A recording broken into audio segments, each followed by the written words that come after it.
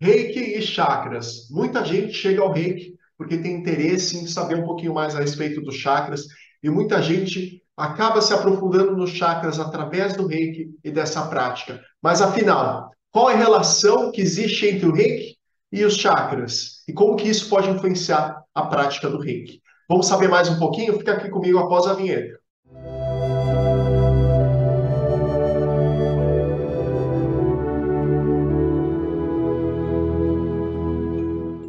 Eu sou o Gregor Matsuda Tavares, seja muito bem-vindo aqui no canal Ashwari Healing. Eu sou mestre de Reiki e ensinando Reiki por todos esses anos, eu me deparo muitas vezes com pessoas que chegaram ao Reiki porque já praticavam yoga, outras terapias alternativas e conheciam como este portal para muitas pessoas de saber a respeito da nossa anatomia energética, conheciam um pouquinho a respeito dos chakras, seja através de outras técnicas energéticas, seja através da prática da yoga, seja através de outras práticas integrativas, e ela tem interesse em conhecer como que o Reiki, essa técnica que se popularizou por quatro cantos do mundo e que, claro, teve origem lá no Japão, e de saber como que ela pode auxiliar no seu processo de autocura e também auxiliando os outros à sua volta. E tem gente que chega no Reiki e acaba, através do Reiki, conhecendo a partir das práticas do Reiki, utilizando aí a imposição das mãos nos centros energéticos para que a gente possa se reequilibrar, para que a gente possa se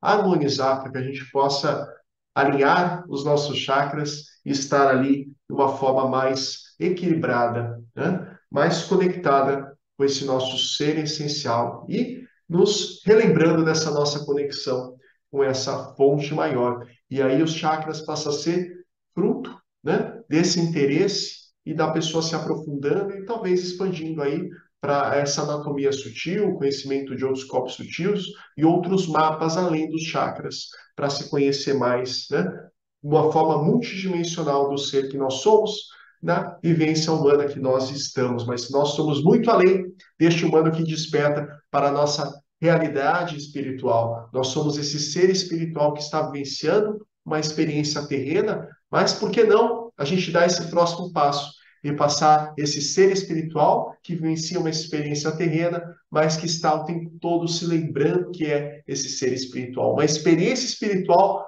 através desta vivência terrena, e nós não podemos nos esquecer desta nossa verdadeira, né, natureza espiritual. Então, falando aí a respeito dos chakras, como que isso acaba influenciando essa nossa prática do Reiki? Para quem já é reikiano, né, e dependendo da escola, da linhagem da qual você pertence, isso pode ser uma relação, talvez pareça um pouco óbvia, mas esse óbvio demais a gente convida a se aprofundar um pouquinho e observar, né, refletindo, convidando um convite aqui, instigando aí para que você possa estudar mais e conhecer mais a origem daquilo que você pratica. E da mesma forma, para quem teve aí uma introdução do Reiki, uma perspectiva mais japonesa, uma perspectiva mais tradicional dos tempos que Mikao Usui criou essa técnica que é universalista, que traz ensinamentos universalistas, mas que também compõe todo esse repertório cultural do qual Mikao Usui, né, codificou, né, e nos trouxe esse sistema Reiki de harmonização natural para ser compartilhado, né, por todo o mundo, por ter esses princípios universalistas.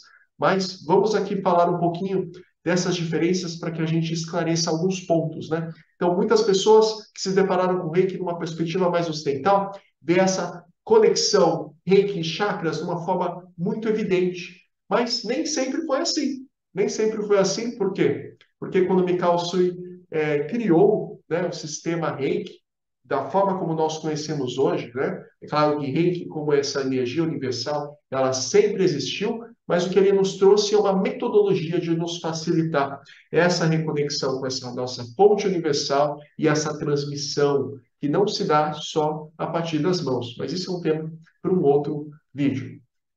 Falando a respeito de chakras, na época de Mikao Usui, por mais que em 1922, quando ele criou o Reiki, ele tivesse sim tido toda a sua vivência dentro do budismo, dentro do shintoísmo japonês, que é muito inerente até para pessoas que simplesmente seguem a cultura e não especificamente nenhuma linha religiosa específica no Japão, acabam sendo influenciadas por essa que é a única tradição espiritualista genuinamente nascida, né, em terras japonesas, que é o shintoísmo.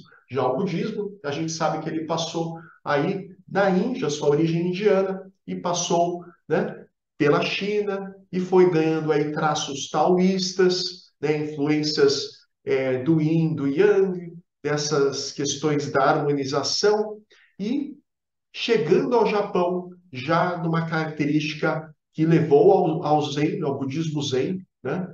Então, do Zen budismo, a gente tem grandes influências que possibilitou, né, ter essas condições do ambiente do qual Mikao Sui teve toda a sua experiência, teve todo, né, o seu caminho na espiritualidade para dar vazão e fazer nascer uma técnica que conseguiu sintetizar muitos desses aprendizados, mas também tem ali muito da sua metodologia que Mikao Sui nos trouxe, tem ali da sua originalidade. Né? Então, quando a gente estuda, por exemplo, os símbolos do reiki, a gente vê várias referências históricas, né, dentro da tradição da cultura japonesa, da cultura espiritualista, né, influências do budismo, né, influências do shintoísmo, mas a gente vê do quanto da originalidade e da forma sábia que Mikao Sui foi realmente este canal para nos trazer o reiki acessível, né? Do reiki de uma forma com muita gratidão, a iluminação de uma maneira para todos, que não é algo seleto para apenas alguns poucos escolhidos, poucos das escolas de mistério, escolas iniciáticas da antiguidade, e sim um reiki que vem para nova era, uma era de regeneração, uma era em que nós vamos descobrindo que, por mais que a gente possa, né, se inspirar por professores, por mestres externos, existe a descoberta de se relembrar e se reconectar com esse mestre interno que reside em cada um de nós, está só esperando as oportunidades que a gente possa, né, responder com os nossos pensamentos, com as nossas ações e através da gente emanar essas vibrações das nossas emoções e colocar isso e dar vazão para isso às nossas vidas de uma forma única que só você pode realizar por você mesmo. Então, quando Mikao Sui deu aí origem ao Reiki, né, na década de 20, ele trouxe um sistema que era originário do taoísmo, né, originário da filosofia chinesa, que em chinês é chamado de Dantian e em japonês é chamado de Tanden. Tanden é a pronúncia japonesa destes mesmos ideogramas, desses caracteres chineses que falam desses centros energéticos, que é basicamente o Tanden superior, o Tanden inferior e o Tanden, né, central ou Tanden do meio. Então, Tanden superior aqui na região da cabeça, Tanden inferior aqui na região abaixo do umbigo, né, na barriga, e o Tanden central, o Tanden médio aqui na região do nosso coração, não o nosso coração físico, que é mais para a esquerda do nosso peito, mas sim o nosso coração espiritual, que é aqui no centro do nosso canal central, né? Então, esse é o mapa energético do qual, influenciado pela cultura japonesa, né, Mikao Sui foi aí introduzido e um mapa energético utilizado originalmente no Reiki, né? E são diferentes pontos de ancoramento, né? Quando a gente fala dos chakras, quando que surgiram então os chakras e por que os chakras são tão diariamente, né, da forma que a gente se depara em livros, em cursos, em qualquer conteúdo, nos centros holísticos, nas clínicas que trazem a medicina integrativa, também nos hospitais que trazem o reiki, por que que os chakras passam a ser algo tão comumente citado, né? De certa forma, quase que, como assim os reiki não têm os chakras, né? Então, originalmente, no Japão, não era utilizada essa referência a esses mapas, né? E a gente está falando de mapas. Então, o mapa dos tandens, dos três principais tandens, não é melhor nem pior que o mapa dos chakras, né? Nem sempre mais é melhor, nem sempre menos é mais. É uma questão de escolha. E integrando esses dois saberes, é possível identificar que nesses três pontos de ancoramento dos tandens, eles falam de uma perspectiva diferente dos 7 pontos de ancoramento dos 7 principais chakras. Né? E aí, falando do mapa dos chakras, a gente pode estender. Né? Tem um mapa de 8, de 9, de 12, de 13 chakras, e tem mapas aí com dezenas de chakras. E tem gente que fala até que existe um chakra em cada célula. Então, a gente está falando aí de 50, 80 bilhões, né, de células, então 50, 80 bilhões de chakras, né, dependendo da sua massa corpórea. Mas, enfim, eu acho que é um mapa um pouquinho complicado para a maioria das pessoas usarem, pelo menos para mim, não sei quanto a você. Então, a gente fala aí dos 7 principais chakras. E de onde vieram esses 7 principais chakras? Quando que isso veio para o Ocidente? Então, é claro que sempre existiu pessoas, né? É claro que momentos da antiguidade era mais desafiador fazer viagens aí transnacionais, né? Atravessar os oceanos para se conhecer outras culturas, isso era algo mais incomum. E na nossa modernidade, a gente consegue fazer isso de uma maneira muito mais fácil, muito mais acessível. Mas sempre existiram pessoas na antiguidade que buscaram diferentes culturas, buscaram experienciar diferentes realidades e conhecer diferentes regiões no planeta Terra. Mas isso não trouxe de uma forma popular os chakras até o surgimento dessa figura, né, que foi tão influente, não só para trazer os chakras para o Ocidente, mas diversos ensinamentos fazendo essa ponte do Oriente com o Ocidente, que foi a nossa Helena Blavatsky, essa aristocrata ucraniana que tanto contribuiu para o desenvolvimento dessa nova espiritualidade, dessa espiritualidade moderna. Então, ela foi uma das pessoas que mais trouxe, né, referências orientais, falando aí a respeito, né, dos chakras, falando aí a respeito, né, dessas anatomias energéticas e nos auxiliando a que a gente pudesse descobrir diversas práticas milenares, né, diversas práticas ou do orientais que há muito haviam sido, né, realizadas, mas que até então estavam veladas a poucos escolhidos, a sistemas de transmissão de ensinamentos muito hierárquicos, né? Então, as pessoas tinham acesso a determinados ensinamentos internos quando ela dedicava ali a sua vida, né? Muitas vezes ela renegava a vida terrena para estar ali imersa no ashram, né? No caso do taoísmo, ela passava por períodos aí de imersão dentro da caverna para se desligar dos sentidos externos, para poder aos poucos ir se abrindo para esses sentidos internos. E tudo isso é algo que são caminhos, né, da espiritualidade que hoje, na nossa modernidade, a gente acaba sendo, recebendo de diversas fontes, de diversas formas, né? Por isso, da importância, se por um lado a gente tem acesso a uma vastidão de conhecimento espiritual de diversas tradições do mundo, nunca antes visto na nossa história, né, humana, né, de tanta diversidade, de tantas fontes. Por outro lado, existe um pouco, às vezes, de uma confusão, uma salada mista, de você não saber da onde que vem, né, da onde surgiu, né, qual que é a história conectada àquela linhagem, daquela transmissão, daquele ensinamento espiritual. Isso é importante quando a gente vai amadurecendo no nosso caminho, né, da espiritualidade, quando a gente traz o reiki como parte desse nosso caminho espiritual, por exemplo, saber que os chakras não vieram originalmente do reiki.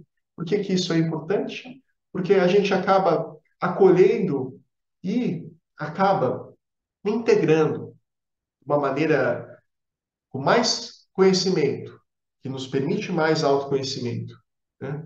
Com mais cura, que nos permite mais autocura, e com mais sabedoria, que nos permite, né, acessar este sábio que mora dentro de cada um de nós, quando a gente faz, por exemplo, o tão conhecido, né, prática diária do Reiki, né? Para muitos pode não ser diária, mas eu me vejo diante de diversos outros conhecimentos de outras tradições espiritualistas, o quanto aquilo é base para mim, fazer o autotratamento.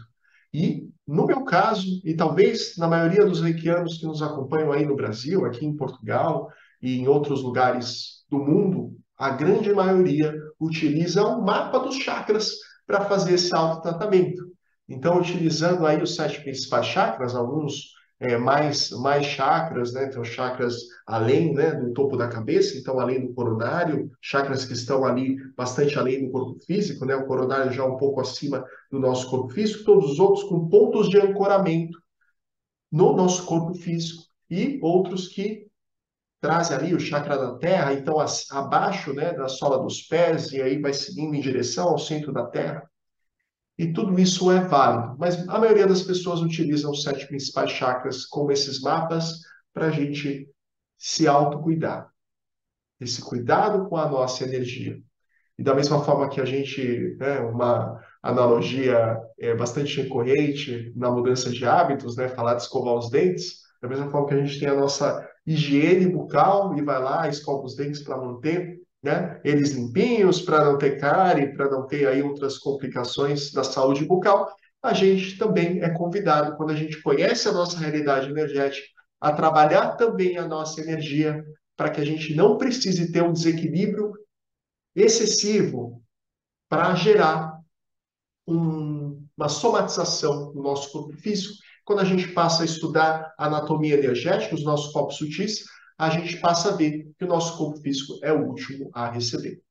Então, antes do corpo físico ter recebido, nossa, tem ali, né, pensamentos que estão ali desequilibrados que eu não olhei. Tem ali emoções que eu estou vibrando naquela mesma raiva, eu estou vibrando naquele mesmo medo, eu estou vibrando naquela mesma ansiedade, aquela mesma preocupação, e aquilo pode acabar somatizando em diferentes órgãos, né, do nosso corpo físico, né? E eu estou gerando, às vezes, hábitos que estão ali, nossa, será que eu deveria estar comendo isso naquela quantidade todos os dias, né?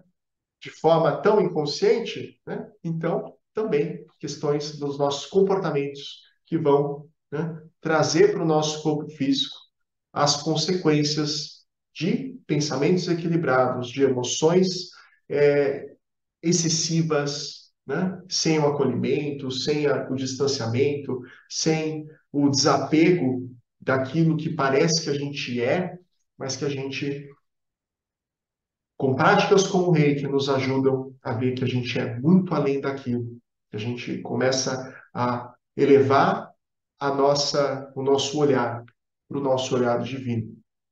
O Reiki nos auxilia desta forma e, utilizando os mapas dos chakras, é uma das maneiras para que a gente possa se lembrar dessas diferentes partes da nossa complexidade, do ser integral que nós somos, né, em níveis multidimensionais. Então, da onde que veio, né? Além da Helena Blavatsky, além de muitos outros nomes que influenciaram essa conexão dos saberes orientais chegarem para o Ocidente, né? Alice Bailey, Krishnamurti, a Annie Besant e também o Charles Liebeder, que foi um autor que trouxe os primeiros escritos, né, no seu livro de conhecimento que se popularizou, das pessoas saberem o que é chakra, saberem o que são essas rodas, né, em sânscrito, que fazem a conexão da energia dentro com a energia fora e trazendo diferentes níveis de consciência para a gente poder ser trabalhado. Isso, quando que isso surgiu, então, na prática do Reiki? Isso só foi realmente integrando de uma maneira mais consistente o conhecimento dos chakras e a prática do Reiki lá para a década de 60 e de forma mais presente na década de 70. O que aconteceu na década de 60 e na década de 70, Gregor? Na década de 60, houve o Human Potential Movement, então, o movimento do potencial humano, em que, lembra da pirâmide de Maslow, né, da hierarquia das necessidades, então, do básico até a autorrealização, que está no topo da pirâmide, né, conhecimentos básicos aí, né, da psicologia e da visão, né, vamos dizer assim, convencional, né, E existiu, nesse momento, né, além da pirâmide de Maslow, muitos outros conhecimentos que foram sendo integrados, muitos outros conhecimentos que antes estavam restritos a muito poucos privilegiados, de repente ele começou a vir massivamente para o coletivo. Então, principalmente ali nos Estados Unidos, passou a haver esse movimento que foi se espalhando. E da década de 60 para a década de 70 existe essa ascensão, né, do movimento da nova era. E aí sim, muitos dos conhecimentos de diversas tradições espiritualistas, de diversas origens, de diversas culturas, passam a vir como um boom, como um grande despertar coletivo, e as pessoas passam a conhecer técnicas de cura egípcia, técnicas de cura do sufismo, técnicas de cura do Tibete, técnicas de cura chinesas, técnicas de cura japonesas. E por mais que o Reiki seja essa, diante de tantas práticas milenares de cura, de relembrar do ser divino que nós somos em essência, o Reiki ele passa como um jovem centenário, né? Que desde 1922, então, recentemente tendo completado os seus primeiros 100 anos diante da codificação, da organização e da propagação dos ensinamentos através de Mikao Sui e dos seus discípulos. E se você é reikiano, você hoje é as mãos do reiki, você hoje é colocar as mãos na massa e repassar o reiki adiante. Se você não é reikiano, você deve estar aqui por algum motivo, talvez você esteja sentindo o chamado nesse momento de adentrar, de participar de uma iniciação, de participar de um curso e de participar dessa troca do reiki, que é constante, né? Cultivando através da prática diária. Então, neste momento, na década de 60, o Human Potential Movement, indo para a década de 70, esse despertar da nova era, trazendo diversas e diferentes práticas orientais para o saber massivo de muitas pessoas naqueles tão revolucionários anos, no nível de consciência, né, planetário, que de repente muitas pessoas tiveram acesso a ensinamentos que antes eram realmente mantidos em círculos internos, em escolas, né, iniciáticas, saberes que eram muitas vezes muito enraizados em tradições espiritualistas, às vezes bastante hierárquicas, e de repente existe essa grande abertura, existe essa grande revelação.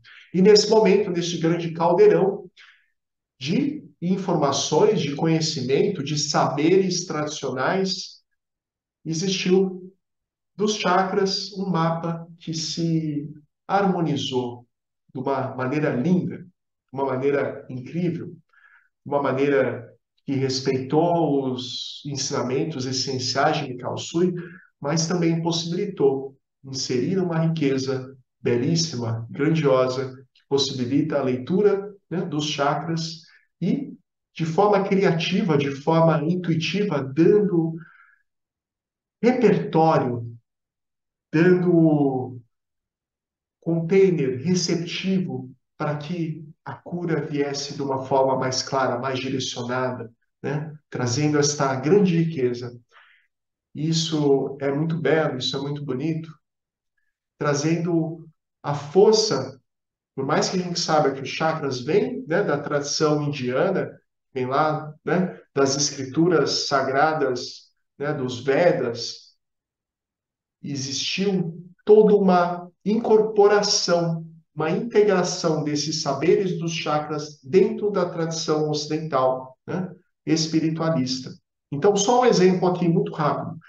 Nas tradições orientais, do qual o Reiki faz parte originalmente, o Reiki japonês, existe esse movimento, né, da energia de baixo para cima. Por isso, por exemplo, da gente utilizar muito aqui claramente, né, a respiração, né, com Hara, trazendo energia aqui, energia universal para essa nossa região aqui da nossa barriga, região do Hara, região do tandem inferior. Tá? E quando a gente faz uma prática mais conectada para a perspectiva ocidental, a gente faz esse movimento aqui. E até aquele que a gente acaba vendo muitos em cursos, né, de Reiki, que é o movimento de sentir a energia lá de cima, lá do alto. Então ela faz movimento de cima para baixo, pelo coronário, passando sem os nossos julgamentos, aqui da região do nosso frontal, né? Indo aqui para o nosso coração. Um coração que aceita, um coração que acolhe, um coração que não julga, e do nosso coração sendo transmitido aí para as palmas das nossas mãos, através do nosso coração. Que bonito! E isso é possível através dessa perspectiva ocidental da energia de cima para baixo. E da perspectiva oriental é muito mais comum de baixo para cima. Existe também a perspectiva do centro para as extremidades. Isso é um tema de uma outra conversa. Mas para dizer que essa integração é muito bela e traz riqueza e traz novas possibilidades de uso. E eu me sinto privilegiado e muito agradecido de poder ter ido estudar o Reiki japonês, né? Inclusive no Japão, e ao mesmo tempo o quanto isso me ajudou a valorizar a perspectiva ocidental. Isso não só me auxiliou a trazer isso para os meus alunos de Reiki, como também me auxiliou a fazer uma paz interna grandiosa. E eu, como filho, né, da minha querida mãe, descendente de japoneses, né, e o meu pai, português, nascido em Portugal, e hoje eu morando aqui em Portugal e levando o reiki aonde é que eu vou, porque a gente leva os nossos grupos, no qual a gente está conectado, aonde quer que a gente se apresente, por mais que a gente se esqueça, né? Se a gente trazer de uma forma consciente, ainda melhor, mas por mais que a gente às vezes esqueça dessa conexão com os grupos do qual a gente já trabalha, essas conexões energéticas, essas conexões espirituais, a gente nos leva aonde quer que a gente vá, né? Por isso o trabalho da autenticidade, por isso o trabalho, né, de poder trazer quem você é em essência, aonde você estiver, seja na sua vida pessoal, seja no trabalho, né, esse convite de trazer esse ser essencial para onde você quer que você se coloque, quaisquer as pessoas que estejam ali no seu convívio, no seu relacionamento, no seu encontro, nos seus reencontros aqui no plano terreno, isso me possibilitou fazer as pazes com essa minha ancestralidade japonesa por parte de mãe, com essa minha ancestralidade portuguesa por parte de pai, ocidental e oriental, aqui dentro de mim. Isso me trouxe uma cura, isso me trouxe uma autoaceitação, isso me trouxe também a possibilidade, de dentro para fora, transmitir o reiki. Sim, o que era o reiki tradicional, quando Mikao Usui criou a técnica e buscando transmitir isso de uma forma original e também conciliando com o reiki, que se difundiu e chegou no Ocidente e também recebeu muitas das influências da forma ocidental de olhar para a espiritualidade. Oriente e Ocidente juntos, para que a gente consiga olhar nessas nossas diferentes perspectivas a riqueza, né, do que o cada um tem contribuído para o outro, né? Então, um é cego, o outro é surdo, o outro é mudo, o outro não sente o tato, e a gente poder conversar, a gente poder experienciar e compartilhar dessas experiências para que a gente possa ter diversas perspectivas. E é por isso que eu convido você a conhecer um pouco mais da história do Reiki, eu convido você a conhecer um pouco mais da história dos chakras, seja num caminho independente, ou seja também através do curso de Reiki que eu ofereço online e também presencial, aonde quer que eu esteja, aqui em Portugal, no Brasil, aonde quer que eu possa ser chamado a realizar esse trabalho. Se você gostou desse vídeo, peço que você deixe aqui o seu like, o seu comentário, fala um pouquinho do que você aprendeu ou um pouquinho do que você tem a nos ensinar aqui também. E eu agradeço muito a sua presença, que você possa voltar mais para saber mais a respeito de Reiki, Aura Master, Healing Board, Coaching, Enneagrama e muitas outras ferramentas que nos ajudam a relembrar desse ser magnífico, grandioso que todos nós somos em essência. Muito obrigado e eu te espero numa próxima.